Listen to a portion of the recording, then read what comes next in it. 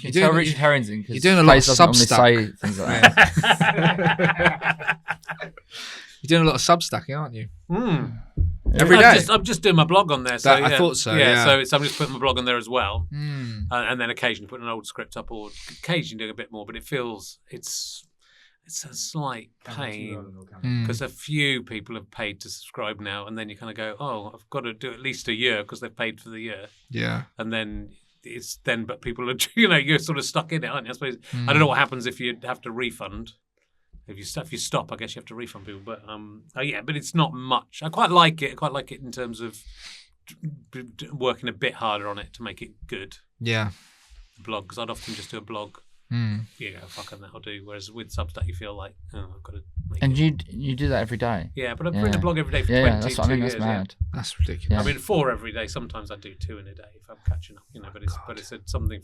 And the early ones, I went back and looked at sometimes the early ones are like a paragraph, but they're all since about the second year, they've all been about 1,000 words at least. Wow. It's like it's been so helpful. Yeah, I bet. Just in terms of becoming a better writer, but also just having this vast amount of stuff. Yeah. And so whenever I've had to write a book, like an autobiographical book, you've just got it all there, like the book I turned 40, I could just like copy and paste. I mean, I had to then work on it. But then, there was, I did like 10,000 words a day for a couple of days because I just had, oh my God. Because I had just what exactly had happened. And with the testicular cancer, I would not have remembered. I didn't write about the testicular cancer in the blog for quite a while, but but all the other stuff you were doing. So, and that was actually what the book was, and the show is largely about, is, your family, the little bits that you're doing with your family, and that's all partly about, and that's what makes it interesting. And I would have just forgotten if I hadn't. We are recording, aren't we? Yeah, we are recording. This is good. Yeah, but also normally we do an intro. Bilal, take control of your guest. Don't let him overrule you because he's like the king of podcasts. Yeah, you've completely let the format not happen. You're right. Yeah, you're right. You have to let me know when we start as well for consent. We're going to start. Consent is very important. Hello, everybody, and welcome to what's it called? Got a Problem, Mate, the podcast.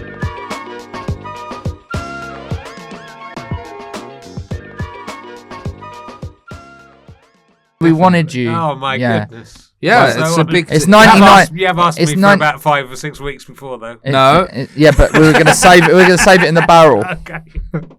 Yeah, that was going to get saved up. This is nice. Proper guest today, everyone. Finally, a proper guest. We've had some very poor quality people. Yeah, we had some. Who would you say was the worst guest you've had on? I mean, Finalist. Everybody knows who mine is, but I'm not going to say his name. I mean, I was doing a joke answer. But also, Phyllis is an awful human, so that was but I like that about him. And I've talked about this on the podcast before, but Phyllis will sometimes stay at my house. We had a deal where if he's down in London, he'd stay at mine. If I'm in Manchester, I'd stay at his. But it didn't really work out because he's always in London. Because one day he was like, "Yeah, I'm down for 3 days." I said, "Oh, what gig are you doing?" And when he got down, he said, "I'm not doing anything till Friday. I just try to come down and see some people." I'm like, "No, this isn't how it works, Phil." So dreadful, man. Do you want to do an intro? Yeah, I'm very excited, and in fact, almost giddy. Almost. He was in the film Giddy Stratosphere. That's good. What's it called? That's good. Giddy Stratosphere. That's what I'm best known for. Almost giddy about how good our guest is today. Here's the king of podcasts. Use another word. Literally nobody would know that reference. I love it. It's like he's a very British cult. Yeah. And if he could give me 9 lessons and carols for whatever that for godless people, then maybe they would all be on how to do an intro for this very podcast. I once booked Richard for a gig at the Fox in Palmer's Green when I was just starting out, and he was very, very good. It was and fun, he continues to be so, and we're very excited. Hey, he's got the hair that I hope to have in the future, except I'm already going way balder. But that your hair is like the model of what I want my hair to be in 10 years, but it's not going to happen. But anyway, in spite of that, it's delightful to have Richard Herring on the podcast today.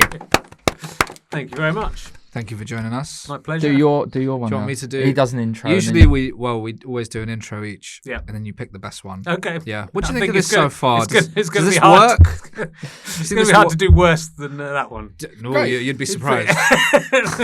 I even also forgot to say the actual thing I actually genuinely wanted to say, which was how much I really loved The Time Gentlemen Please. Oh, well, thank you. That's very nice. So That's very nice. You know, it doesn't get the credit. No, it doesn't. Doesn't get any credit. So, Yeah. so it doesn't deserve much credit. But it doesn't get the credit. It doesn't get the credit it deserves. Today's guest, everybody, a legend of British comedy. Is that fair? Yes. True. Also a podcasting innovator. Yeah. With I'm going to copy this off of a genuine podcast intro I heard for you. Yeah. He's known for the Richard Herring's Leicester Square Theatre podcast, or as the cool kids call it RHLSTP. Now, when they did Genuinely. their intro, the person you've copied that off of, did they say and then trip over one of their words? Well, they still did it all wrong. Right. Okay. Yeah. All right. Rehearsal. It throws a lot of people get very worried about saying rehearsal who don't know what it is, basically. Yeah. Just don't do it then, right? Yeah, don't say it. Just don't do it if you're not in the club. Oh, is he still going?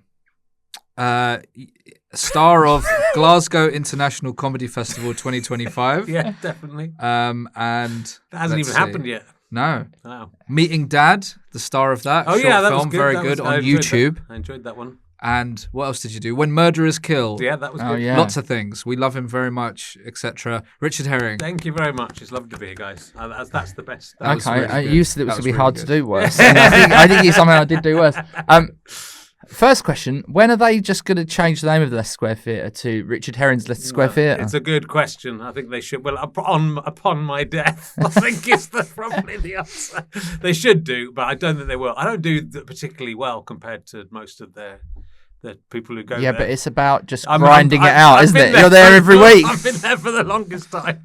But yeah, it's post-COVID. It's been really hard to shift tickets in that on a Monday in that theatre. And before COVID, I really felt like, I'm not saying I'm the biggest victim of COVID, but I really felt like, yeah, this is really. Well, I've been feeling sorry for you since. this is really taking off. And we'd had Michael Palin was the last person we had before COVID shut everything down. In fact, we shut down a week early because we realised we had to before everyone else did. And it was going great guns. And then it's still going fine, but it's. And also, I knew I was going to do Taskmaster that year, 2020. Yeah. So I started 2020 thinking, I've got Michael Palin on the. Yeah. I'm doing Taskmaster. This is it. Here we go. I'm back in the big time.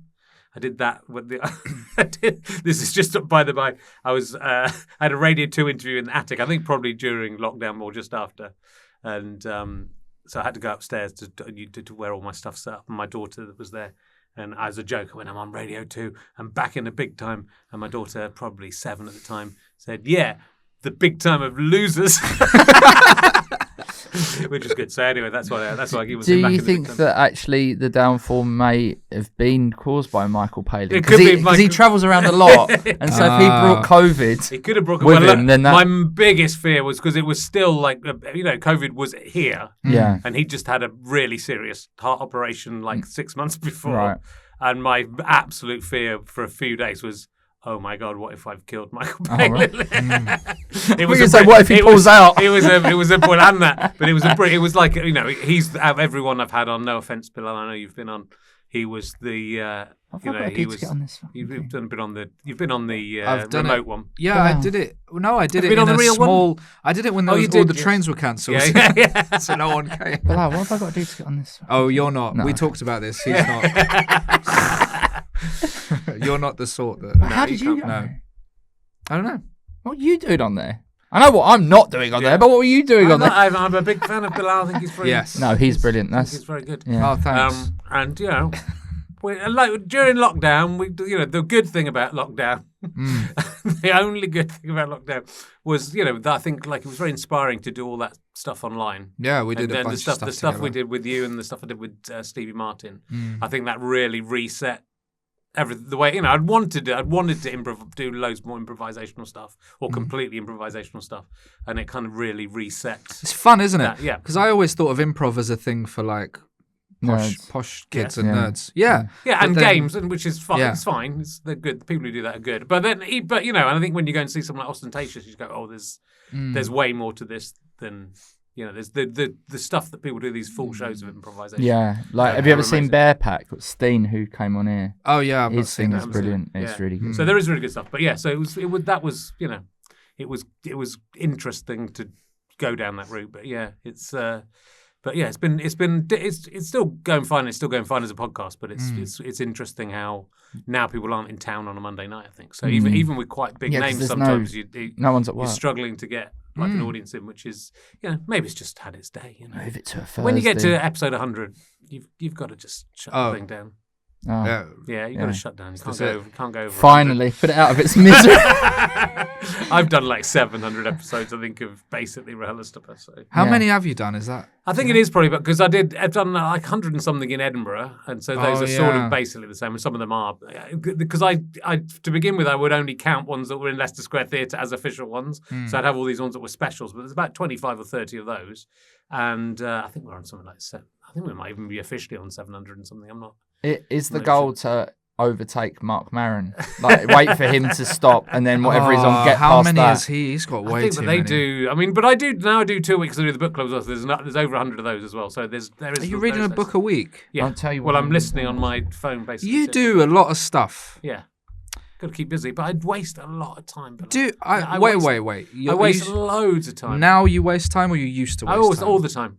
How are you wasting time Because now? I think the problem is I'm quite good. I mean, I'm quite good off the cuff, and I'm quite good at hitting the thing first time, and I'm quite good at doing something very rushed at the last minute. Right. So I spend like a lot of time. I feel it's probably part of the process. I think that when you're writing something, there's a lot of you can't get going in its part because your brain is just gestation period. It's a gestation going on in your brain, but it's also. And procrastination. And I think you could.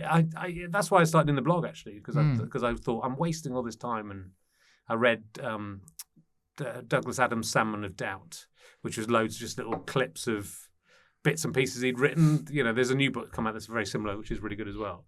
But I just thought he had so many ideas that he did. He had really bad writer's block, and then he died really young. And it seemed a shame that he'd wasted that, he hadn't wasted his talent because he did pretty well, but it's a shame that there wasn't even more of it, is what I'd say. But so, that partly I thought, well, I should, I'd sort of come out of doing Time Gentlemen Please, and I'd just come out of a relationship. I bought a house in London for this woman I was seeing who had a kid, and it was like a family house, and then suddenly I was on my own in this big house, and I'd made some money for the first time in my life, so I didn't actually have to work for a bit. Because we did like 35 episodes of Time Gentlemen Please in 2 years, and it was really good. Me and my brother watched them all. Good. Oh, really? It was really good money, and so for the first time in my life, I had money, but it also felt like everything was over as well. Yeah. And so I kind of thought, I've got to just try. It was really easy just to spend the day doing absolutely nothing. Yeah. And feeling sad and knocking around again. I call that January. Yeah, but it was sort of it's a weird place to be. But out of a relationship, you're in a new house, too big for you, which is a weird problem to have. But also so it was, and a new part of London, and so getting on with. I think I might have started the blog just before, but getting on with the blog was the idea was I would start writing that, and then I would do my proper work I was meant to be doing. But I just wrote the blog and then carried on lounging around, and I still do that a lot. I was going to Bath a lot. I played poker online a lot. You winning big money with real money? I was losing. I played with real money, but I don't. We're getting to the problems early. I don't have the patience. I think overall with poker, because I was sort of in the celebrity wave of poker a bit, and I did a poker TV show, and a few bits and pieces came out of that. So I've probably broken even overall. Just recently, I've started playing £1 games on one site. And called the National Lottery, and the people are quite bad on this. So I've it's cleaning up. I got down. I'd had 50 quid and I'd played lots of games. I got down to £1. I had £1 left and I played a £1 game, and that was about 4 months ago. And since then, I've turned that £1 into £91. Yes, we shouldn't be promoting. I know. I love all this. £91, and then it went back down £8, but now it's back to £93. Like when I go Spurs, I always bet like a tenner on something that will make me £8,000. Do you know what I mean? Like, I'm not interested in winning a fiver. No. Like, my dad always bets 3-1. He's like, I won 18 quid. I'm like, you don't need 18 quid. You need 4.5 grand. Yes. Do you know about Rich's Spurs tweet? No. Every game you tweet, it's going to be 2-1 Spurs, right? For about 2 games in a row, it was 2-1 Spurs. It's complicated, and I can't even remember it, but it came out of Alan Sugar somehow. What? For a while, I was retweeting Alan Sugar all the time. Yeah. He would either go watch the Spurs score. Oh, yeah, I remember that. And you'd go... You're on the fucking internet.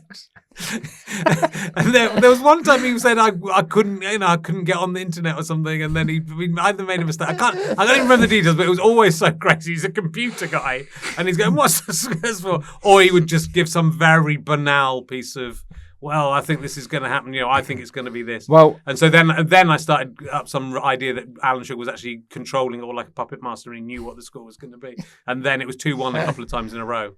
I think I nearly started betting. I thought, how many times, if you just put a tenner on and then let it ride on 2-1 Spurs, you wouldn't need many in a row for that to be worth winning. Do you think it will be 2-1 Spurs on Wednesday? Who are they playing? Arsenal. Yeah, no, it won't. No, it won't. Why would you? What's your problem?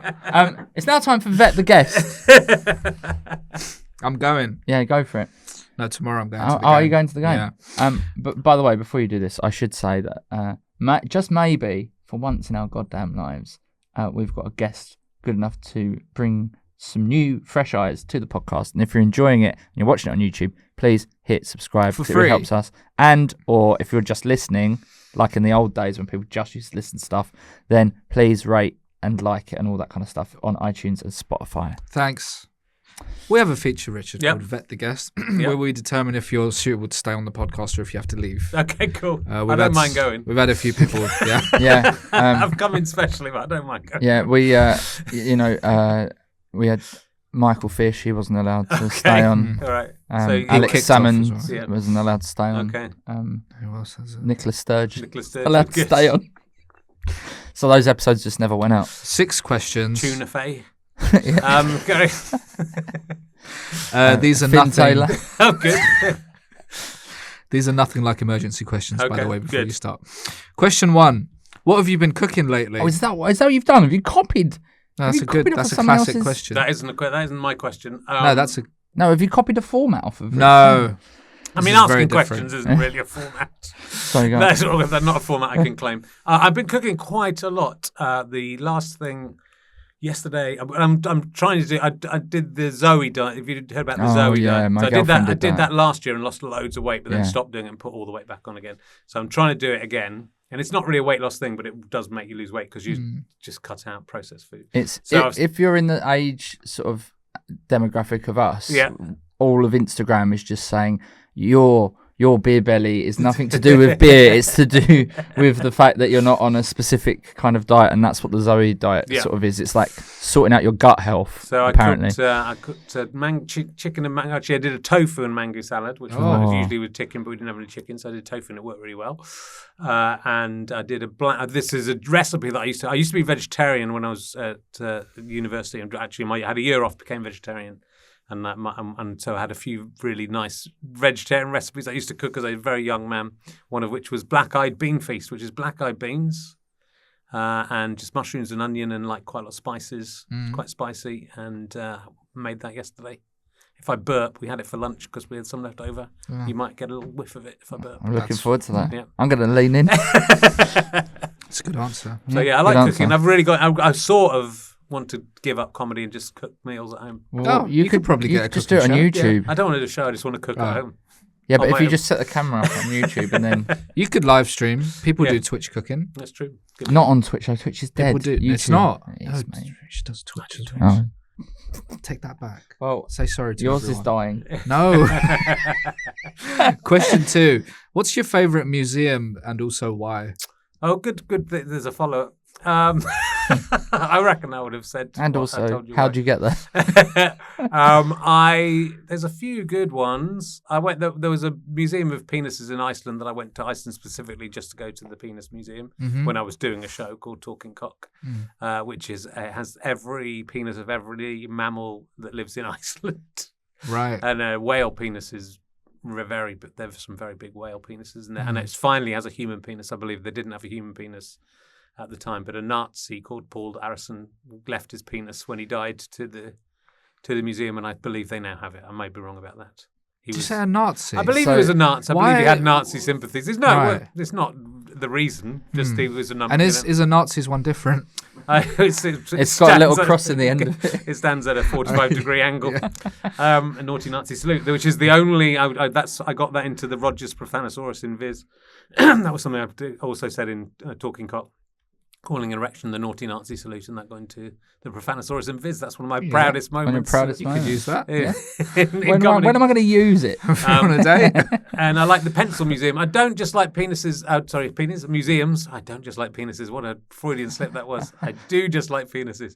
I don't just like museums that start PEN, but the Pencil Museum and the Penis Museum. Where's the pencil one? In Keswick, in the Lake District. Ah. They've got the world's second biggest pencil, which I think for a pencil museum is pretty shit.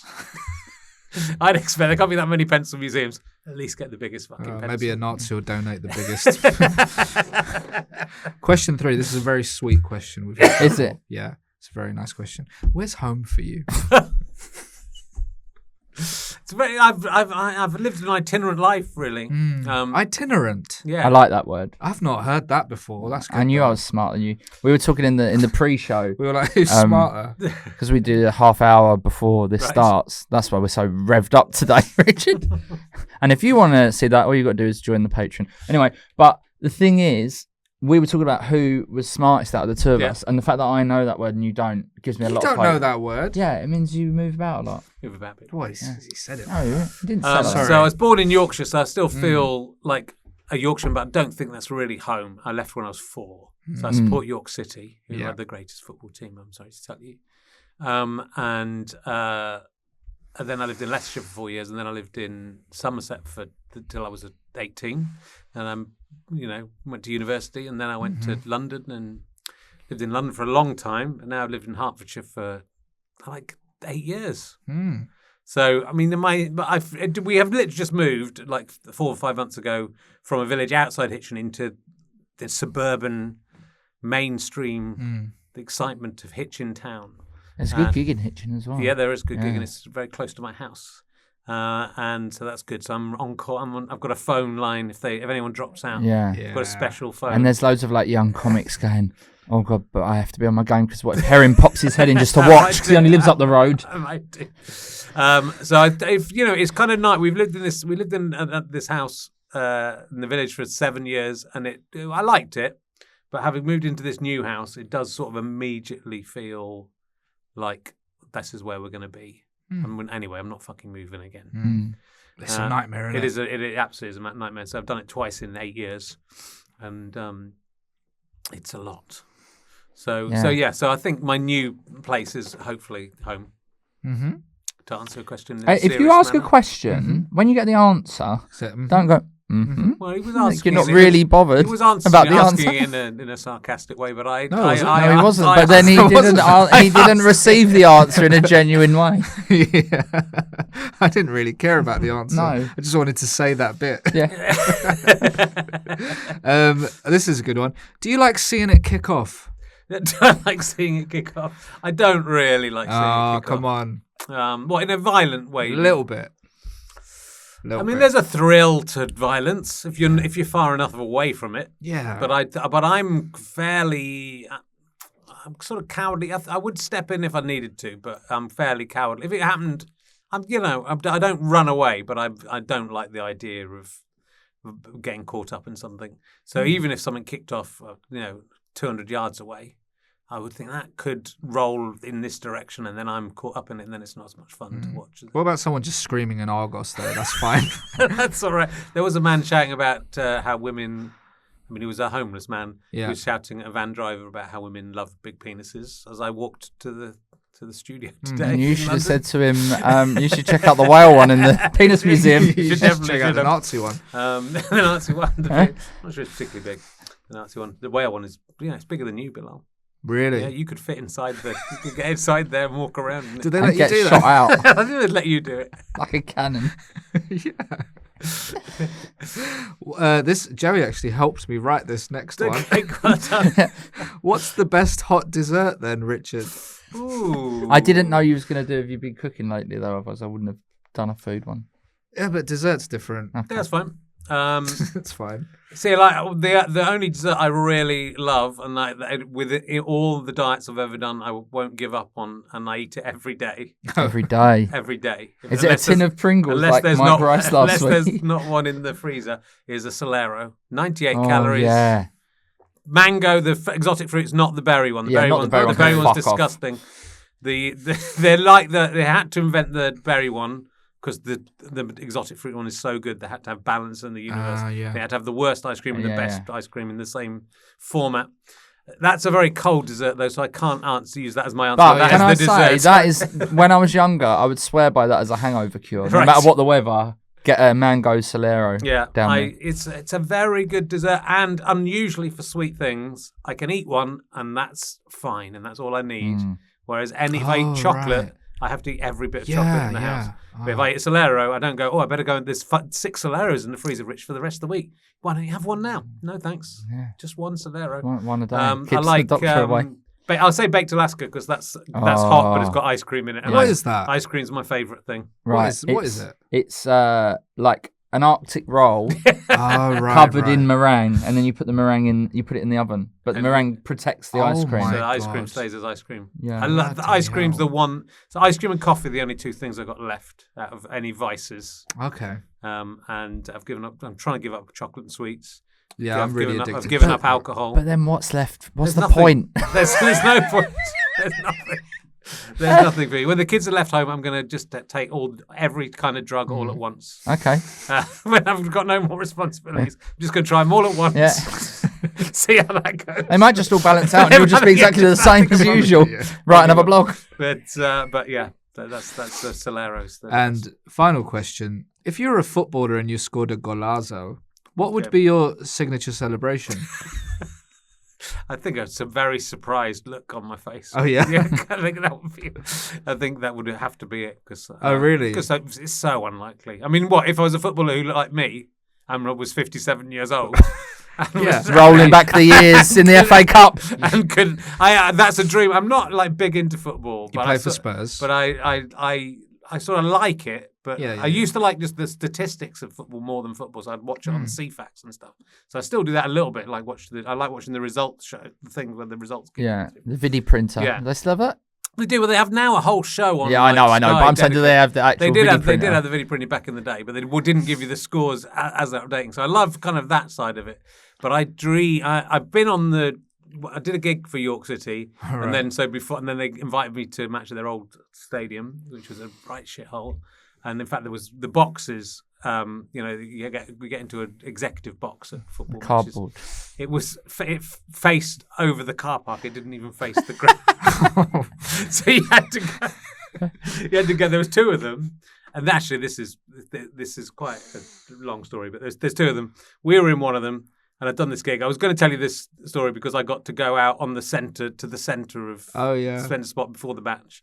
And I loved it. And I dream about playing for York City all the time. I dream like now I've been called up. Yeah. And I go in and I score a couple of goals. Yeah, I have the same dream about Spurs, and it's still me, and I'm still 57, but somehow I've done it, and I'm suddenly good enough. Anyway, when I went in these boxes, is when I was doing Hitler Moustache. Which was a show in which I grew a toothbrush moustache to try and reclaim it for comedy. Second mention of the Nazis so far in this podcast. And I had the toothbrush moustache because I was on tour. And I can't remember the player's name, but it was one of the players who wasn't playing came around to greet everyone. And it was a black player. And he came in and I felt a bit, does this guy think I'm a Nazi? You waved at him at the wrong angle. Is he perturbed by this? Oh, yeah. He was very nice. He didn't say anything. Went into the next box. In the next box, there was another man with a toothbrush moustache who was just who just had that as his life. Genuinely, a Yorkshire man and my granddad used to have a little, and they used to be very popular before Hitler kind of ruined it. But my granddad almost had a little toothbrush moustache. But it's like this guy's gone, no, I'm sticking with the fashion. Absolutely unbelievable that there would be 2 people, and that what that guy must have thought. Does he go, fucking hell, I'm going to tell the guys about that guy I saw with the Hitler moustache. Fuck me. There's another one. Imagine, so if it wasn't for Hitler, like that could be a style now. Yeah, and a surname. Yeah. Hitler's ruined a lot of things, and arguably those aren't the 2 most important ones. Well, congratulations, Richard. You scored 6,300 on Bet the Guest. That's incredibly high. That is incredibly high. You can stay on the pod. That might be the best ever. Cool. You can stay. I'm just making a note. You can stay. You can stay on. Cool. So I'm going to ask you a question. What's left for you to do now, Richard, in your career? Because you've ticked off a lot of things. And you did say that you were most proud of getting in the Viz Profanosaurus. Yeah. I think, I genuinely think the the best kind of career. And the people I like the best in comedy are the people who just keep going until they peg out. Well, do you think that's because this is what I keep saying to Bilal about the podcast all the time? We just got to keep going. Like, I think. Do you think there is something to that of like consistency? I'm definitely a persistent person, right? And I don't think I would still be working if I wasn't so persistent. I think like it's. I make nearly all my work myself now and make all the things for myself. But I think because it's such a competitive environment, I think I was obsessed in my 20s and 30s. So nothing else really mattered apart from the comedy and getting drunk. But that was all sort of part of the experience. Yeah. Well, it's not now. Now it's at cross purposes. Yeah. Do you know what I mean? Because nobody really. No, exactly. But but it doesn't. So it's not. Which is where I struggle because I want it to be part of it. But yeah. So it's. I think it's just. I was talking to Yvonne Innes today, who's Neil Innes' wife, who's written a book about Neil Innes, who was in the Ruttles and sort of seventh Monty Python member, the guy who did the music sometimes in the Monty Python, and he was in the Bonzo Dog Dar band, and he had this amazing career actually. And reading the book and thinking about his life, you go, this guy, he was in some major successes, had some massive successes, like the Ruttles was incredibly successful, for example, but so was everything. And then he just carried on working, and he did a band with Phil Jupitus and Aid Edmondson. He just kept on inventing himself and meeting new people and doing new stuff. And I just think that's it. And it's almost like a privilege you get from not being so successful that you're associated with one thing. So with Hitler Moustache, I couldn't have done that show if I was still on TV and sort of a TV celebrity. Because people are going, well, why is Richard Herring suddenly growing a Hitler moustache for a year? I mean, I did do Have I Got News for You with that moustache. So I was on TV with it, but I think it would have been such a weird thing for someone who was successful to do. But it meant that because I could do what I wanted, I could have that moustache for a year and carry on doing what I wanted to do. So, it allows you to be much more creative, I think. There are people, I think, who are very successful who carry on being creative, but it's much more difficult. So for me, the idea of just keeping on, like as I say, that those lockdown years, I felt, I've done 2 or 3 things here that like they're really interesting, whether they're good or not, whether they're funny or not. They're like really interesting things to have done. So like with the puppet show I started during, which we ended up using one of my puppets in one of Bilal's films. But that ventriloquist show I started doing, I still think is sort of about the most interesting and funniest and most inventive thing I do. And it's got a very small Twitch-based audience. It's not ever going to lead to anything, I don't think. But when you play yourself at snooker, that's weirder, isn't it? But all those things, that little trio of things, clearing stones and playing. Is that a podcast? What is that? It's a podcast. So the original idea with the podcast was to do. Well, I've sort of done podcasts that satirise podcasting a little bit, but they're like art projects as well a little bit. So the idea with snooker was I was backstage at a gig and there was a snooker table there, and I started playing myself at snooker and tweeting. I used to play myself at snooker when I was a kid because I didn't have anyone to play with. So me one versus me two, and I was tweeting it, and people were going, "Come on, me one," or "Come on, me two," and I thought that's kind of interesting that even though they're aware that I'm the same person, that sport works in that way that you can just decide you prefer an arbitrary, me one, But like choosing your football team is sort of arbitrary. It might be where you're born, it might be what your dad supported, or who was at the top of the division, the league when you decided, or who had the nicest kit. Yeah, exactly. So I find sport kind of hilarious. But I was sort of thinking, let's do a boring podcast. So I wanted to do an audio podcast of a man playing himself snooker who wasn't good at snooker, didn't really fully know the rules, and didn't really have space in his basement to play it, and see if I can lose all the listeners. That was the original. That was the original idea. But I think it got 30,000 downloads on the first episode and 6,000 downloads on the second episode. It was that quick. But 3,000 or 4,000 people cannot be shifted from it, and it is. And it's good, But again, it's. But do they know that you're trying to get rid of them? Yeah, but so now it's just a war of attrition. They're not going anywhere. It sort of isn't anymore. Yeah. But I think you've got into it. I'm sort of interested to see who wins. In lockdown, I did like a big tournament between up to 40 me's. So I did 3 or 4 tournaments on video. We don't think we even put. They don't even exist anyway. They were just like we just did them live, and I don't think we even kept them. There might be somewhere, And so the people who like it are really into it, and they get it. And so I ended up doing a festival of transgressive art where I played myself at snooker, everyone else who was at the Festival of Transgressive Art was nailing their dicks to a piece of wood, or there was a woman singing opera with a vagina. I think there was a woman. The woman before me, I think, was producing baby teeth out of her vagina. It nearly was all genital. All genitals. The transgressive art. Why didn't I know about that? I came on and played myself at snooker, did 5-6 frames. And people were walking out of my transgressive art because it was too transgressive. Where's his ass? It was too transgressive. Get your ass out. So ironically, a man playing snooker is more transgressive. Snooker? I hadn't even thought. I imagined it was pool you were playing. No, snooker. Snooker takes ages. Well, no, it doesn't. Not if you're playing yourself. Yeah, not if you're playing yourself. Not if you, and a 6x3 table, you only have 10 red balls. Okay. And I'm not good. I've got not improved. I'm not really trying to be very good. But I'm also interested in that duality of. Genuinely, I feel it is an art project. It's the duality of how the biggest opponent you have in your life is yourself. The biggest contest you have is against yourself. That we are sort of two or more people within it. So like within it was originally like me one's the family one and me two's the kind of was me in the old days in a way. Like not refusing to settle down and getting drunk and so like it was almost the two aspects of myself that were fighting against each other. But again, it's the same thing when and with stone clearing, it's the same thing. I walk around a field and clear the stones and describe how to do it. But doing something very boring over and over again over many years, you find interesting things start happening with the stone clearing more than with the snooker. I don't understand what stone clearing is. I know about this podcast, but I don't really get. Well, it's not that complicated.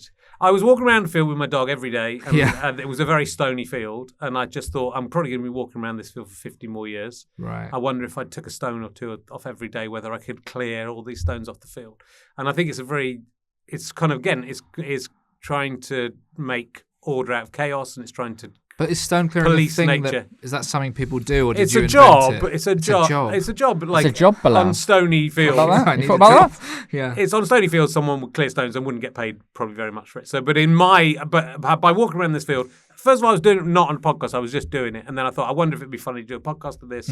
A, just it's me talking to myself, and B, it sort of satirizes podcasts a little bit, but again, I think it's a very human thing, but also I end up creating. You just end up because it's completely free fall. You sort of occasionally enter a fugue state where you hallucinate a bit, but also So I sort of improvise medieval songs about it. I've got a whole history that I've only created all this stuff as I'm doing. I only do ventriloquism when I'm doing the podcast. I don't practice it at all. Yeah. I've got quite good at ventriloquism, but it's only doing the thing. So I don't think about what I'm going to say. So I end up making these. There's a rule. Okay, there are no rules to stone clearing. That's the first rule, and then every time there'll be another rule. Yeah, there'll be a second rule. Well, I can tell you that a stone clearer gets between £5 and £70 per square metre, depending on the stones, whereas a professional snooker player gets from 20 grand to 800,000. So right. I'd say keep going at the snooker. Well, the snooker is the one I have. So I got paid for the transgressive art, and I got paid. I did one during lockdown. I did one on TV. There was that thing of comedians at home. So I've made about £4,000, I think, off of playing snooker against myself. And I've done 2 live ones. So I probably made £4,100 out of playing snooker. But I have sold. I haven't made money myself. I've sold some of the stones, which is against the rules of stone clearing. To fans. Yeah. And probably made quite a few £100 out of that. Merch against stones. the rules. You can't. The stones have to stay on the field. The job is to take the rules imposed by me within the. Yeah. It's a very good podcast, Bilal. You should listen to it. You might learn a little bit about. I'm gonna have a go on comedy. It on my way to Worcester in my dad's car. We're gonna get to that in a minute. There's a lot of them. There's 108. I've just done episode 180, and there's a summertime special. Oh my goodness. With the Leicester Square Theatre podcast, is there someone who you want to get that you've not got yet? I mean, loads of people, really. I think some of them won't ever get now. I'd really like to have done Billy Connolly, who I did know. I met a couple of times, and I hope we might get someone with Billy, but I think it's unlikely he'll do it now. It's not. I don't think he's not really doing live work anymore. There's the possibility. I think, especially if people aren't coming out to the theatres, I might start doing a few like we did in lockdown. I did some remote ones, but I think I can do without audience ones. So there's a chance of getting people without audiences. But I think what's great about it, I think the thing that made it stand out, especially to begin with, because no one else was doing live podcasts, and I started doing live podcasts. is it's the audience makes a massive difference. So the response, A, comedians want to get laughs, but B, there's whenever I do previews with someone else, every comedian goes, your audience is the best audience because they know what good comedy is, and they'll laugh at good comedy, but they won't laugh at crap, but they'll listen. And if you get serious bit, they'll listen. They're not idiots, but so they're very nice. You've trained them well. Well, I've ended up with this I think again just by because I've really garnered that audience from live work. I'd say more than any of the TV stuff, and they're people who've stayed, and various different projects, but they've stayed with me, and they get what I'm doing. But it's weirdly nice. And a lot of people say once they get on TV, half their audience turn into pricks going, why are you doing this thing off the TV? That's what we're trying to get. Yeah, we're trying to get those. We only want pricks. So I don't get those. So I think because there's the Stephen Fry one, which is the early one that was sort of the big success and where he kind of opened up and talked about a suicide attempt that he hadn't talked about before. I think it was because there's such a great atmosphere of love in the room for him. And I think if that audience hadn't been there, there's no way he would have opened up with that stuff. So I think without the audience, I don't think it's the same podcast. My dream guest is somebody that you've had on your podcast, and I wanted to go to the taping of it, but I couldn't, and I was a bit gutted. Was Danny Baker? Yeah, Danny was great. He's so great. Yeah, again, is one where you don't need to do very much. Yeah. Stephen Fry didn't need to do very much. But Brian Blessed, I didn't need to do anything. That's mad, that one. He was like one of the sort of reasons that I tried getting into like podcasting and radio and stuff. Right. As a kid, like my dad used to make us listen to his radio show in the car. Yeah. And at first, when I was younger, I was like, who's this really annoying man? And then over like a couple of years, as I sort of got from a teenager into a bit older, and I was like, oh, this guy's a genius. And he's got an interesting, his philosophy. I was again talking to Yvonne Innes about this because I think it's similar to Neil Innes. But it was I really like his philosophy of if he has money, he spends it. Yeah. He spends it on his family and his friends, just thinking it doesn't matter, more money will come back. Money will come. And it's sort of, it's a crazy way of living. Yeah. But it all equally is a great way of living. It's the Ange Postecoglou way of financing stuff. Because you will probably make money, but also that's what I think the problem with money is that people save it up and then start putting it offshore and then have billions of pounds. The idea of having $750 billion or whatever, and that's yours. Yeah, that's great. Well done to me. But if you're not spending it, that's meaningless. It's meaningless. It doesn't mean anything. Yeah. So we should have the idea, I think, within society. If you die with any money, you've failed. Not that you've well done, you died with £750 billion that you have to give to someone else. Undeserving. Just absolutely. If you make the money, if there's any stones in your field at the end, exactly. So that's so he is great. He is great. But I'd love Paul McCartney is someone I'd really love to talk to. Oh yeah. And he was just at the O2. You could have just got him to slingshot round. Paul McCartney's publicist.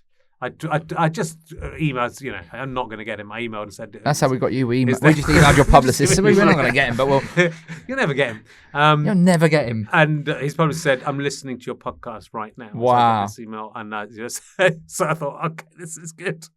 And then he's been very nice, but he's so far failed to he did Adam Buxton's, didn't he? He did, yeah. So you see, Adam travels, can go to them. So it's very difficult to say, Paul McCartney, could you be at the Leicester Square Theatre at 7 p.m. on Monday the 14th of February? Not on Mondays, because it's meat-free Monday and he's a bit busy. So, Richard, have you brought a problem in for us to solve? My problem is I've just moved house and I've got young kids, and the kids, even though we only moved about 5 miles, but the kids have had to move schools. And move away from my son, who's only ever lived in one house, has had to move to a new house. The new house is way better for them, and they'll be much when they're teenagers. Try telling a 7-year-old that. They'll be much happier about living very near to a train station and near a town.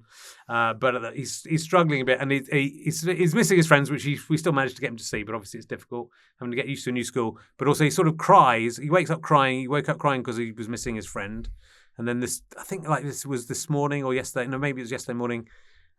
He was crying in the morning because he missed a table that he used to have in the old house that he'd scribbled on a little bit. I had no idea it was of any value to him. A little kid's table that he can sit at and do his art. And what did you do with the table? Where is it? Can we get it back?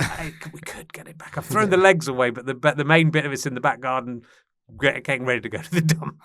So with some stuff that we're dumping. But we moved house, but it's a bit of a smaller house, but also we got rid of some stuff. Yeah. And he wasn't, there had no indication he was keen on this table. I think the table represents change. The change. Yeah. But I think just how do you, and I've been through this myself because we moved, as I said, a couple of times when I was a kid. And how do you get your child happy in a new place and a new school and new friends? It's that little period before. I mean, he has made friends and he's funny, so I think he's quite sensitive. He's very like me, and that's why I think this really, I really remember being that boy as well. Being that oversensitive. Yeah. Loving making people laugh. He loves making people laugh. And he's. How long has he lived in the new house? Like about 4 months, something like that. Oh, okay. And he's still. Yeah, so he's still a little bit shaken up by it. And I don't know if it makes it better or worse that we're so close to the old school, because he said he wants to go back to his old school, and you go, but yeah, it would take an hour to drive there and back. It takes about an hour to walk to the new school and back, but it's, you'd be going through traffic and it's not really practical to do it every day.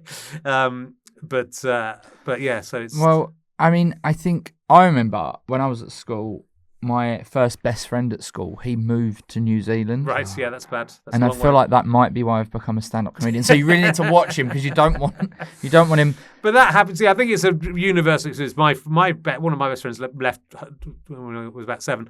I moved when I was 4 and when I was 8. So I moved from Yorkshire to Loughborough in Leicestershire when I was 4. I don't remember it being a massive problem, right? Because I think you're too young to really. It doesn't really matter. Maybe it was, but when I was 8, we moved which is about the same age as my son. We moved from Loughborough to Cheddar, and I was very upset about it. And I was really upset about leaving my friends behind, and I still am a little bit. I had my best friend, and he's impossible. You're still upset. Well, I'd really like to meet this guy who was my best friend at Cobden Junior School. Yeah, it's very difficult to meet him though. And work out where he could be, because his name is Satish Patel, which is, very common. It's a very common name, Satish Patel.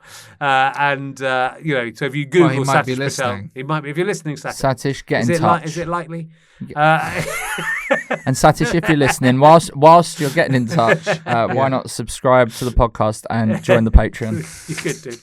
So, but I remember I was talking to my dad about this. I bring it up quite a lot. I had a birthday party just before we left, and I played cricket. So most of my friends were Asian. So, thanks. I was good. We shook hands for audio listeners. And they all love cricket. We all love playing cricket. Yeah. We all play cricket together. So my birthday was to go to the park and play cricket with my friends. Mm-hmm. My dad was the umpire. I was in first ball.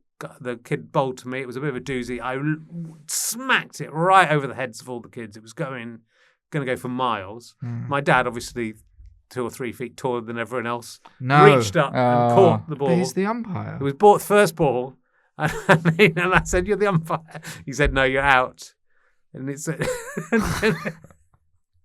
that was my go. That was my going away and leaving my friend's party. That was all the batting I got was wow. Because my dad wouldn't let an 8-year-old get away. Why did he have to do an amazing catch as well? I know. I think you're misremembering it. I think you weren't moving until that moment, and then he just up sticks and moved you away. So I had to leave those boys behind, but I don't remember the names of anyone else. I've got a photo of that class, so I could pick out the boys that I knew, but I can't remember anything. Is this your primary school? So it was like for junior school. So I was in an infant school, and then it was a junior school system at that time. So I've been there for 1 year, and then I went to a new school, and then it was, I think it was a little bit difficult to adjust. My mum remembers. I went again, like in Loughborough, the school term had finished, like in early July. We moved to Somerset, second week of July. School was still going on in Somerset, so I had to go back to school. And they thought it was a good idea to send me to school for a week anyway, just to see if I could make some friends before the summer. But my mum's memory is just seeing me walking across the playground playing on my own, because there was no one.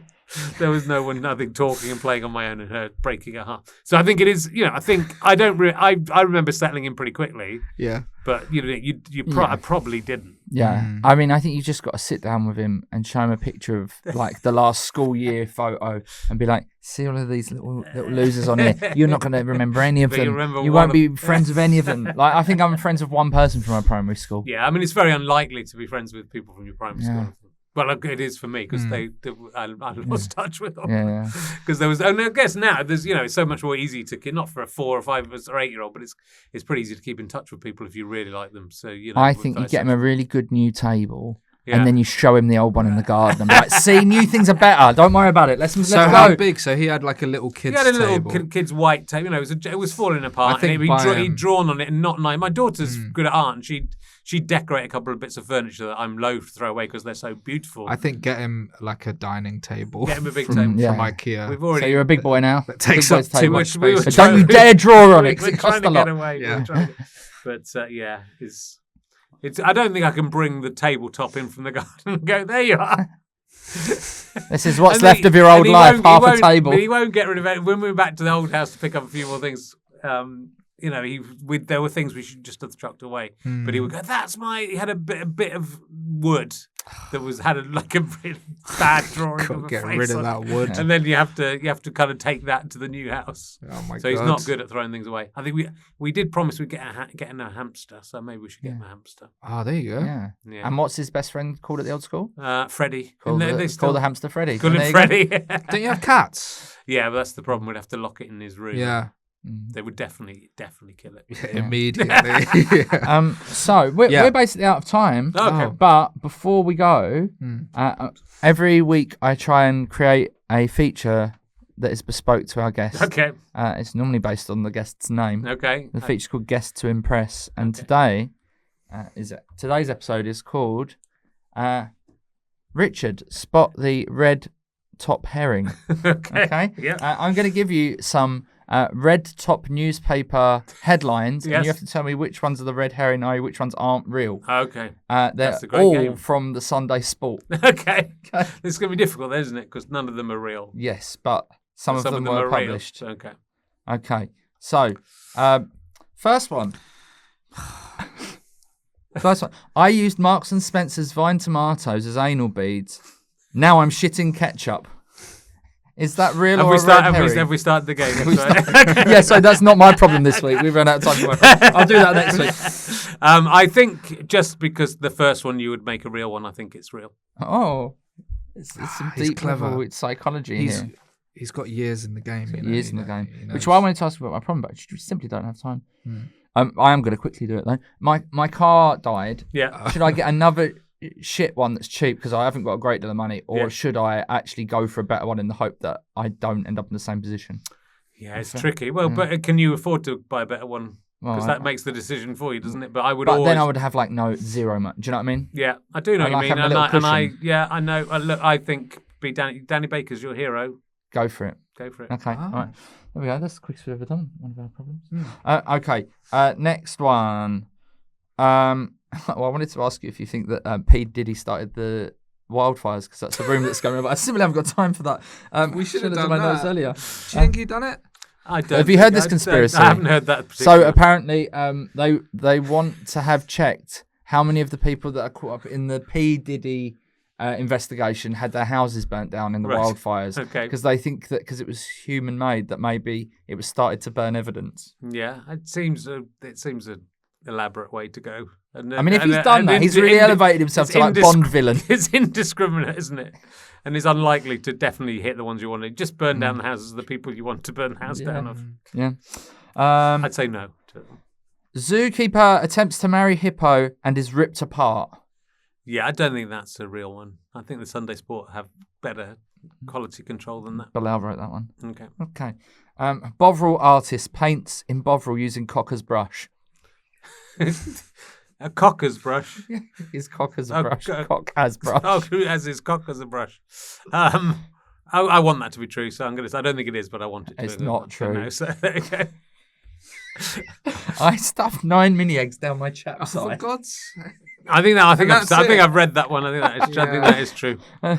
Adolf Hitler groped my boobs. That sounds very much like something they would do. I remember in the early days it was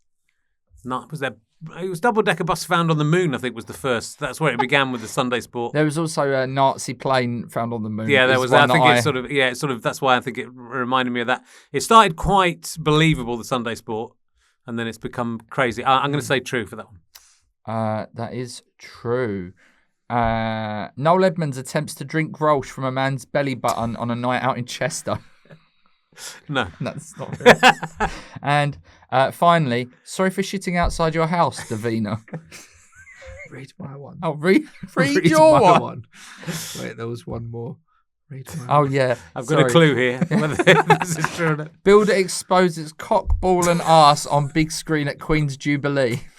Is it just a singular ball? Yeah. Yeah, thanks for That's what made it funny. And I was like, what about the Davina? Right. Is the Davina one true? That's true. Yeah. You did really well on that. Yeah, well done. Well, it's because you guys weren't very good at writing. No, we weren't. Okay. We did do them like... We did write them in the pre-show. I've been under a lot of pressure since my car got towed back from Crewe. Oh, my God. Yeah, it's worth... Look, you need your car. You need a car that works. Yeah, especially when you gig as often as I do, which is like once a month. Anything you want to say? I read in your Substack that you said, so we're very glad, of course, that you're over the testicular cancer. Thank you. You wrote a whole thing about how 5G caused it. Did you want to say anything about? No, I don't. You have to subscribe to my Substack. Yeah, what a way to. And other than your Substack, Richard, is there anything that you would like to promote on the show here today? Should do. How many listeners? A lot. Guys more than you think, but not enough. Yeah. Okay. It's definitely more than I think. Yeah. Just it has to be. It can't be less. That's what I'm saying. My dad watches every week. I'm doing my testicle show on tour again. Can I have my ball back? Can I have my ball back? So richherring.com/ballback/tour. But it's all, if you go richherring.com, it's all there. You know, the podcast, the rehearsal carries on forever. Yeah. I'm still doing bits and pieces with the other stupid podcasts as well. If you want to get involved in any of those. But yeah, it's just go and find someone else. Let's find their comedy. I'm an old man. Us. Oh. Yeah. If you're one of Richard's fans, come and find us. Some youngsters. So give them a go. Yeah. But yeah, it's all carrying on at the moment. Yeah. Mm-hmm. It's all right, isn't it? Yeah, it's all right, isn't it? Thank you so much for coming on, though. We have genuinely wanted to have you on for ages. Oh, it's lovely to be here. Thank you very much. With the podcast legend and top comedian. Yeah. Richard Herring. Yeah. Bye, everybody. Well done.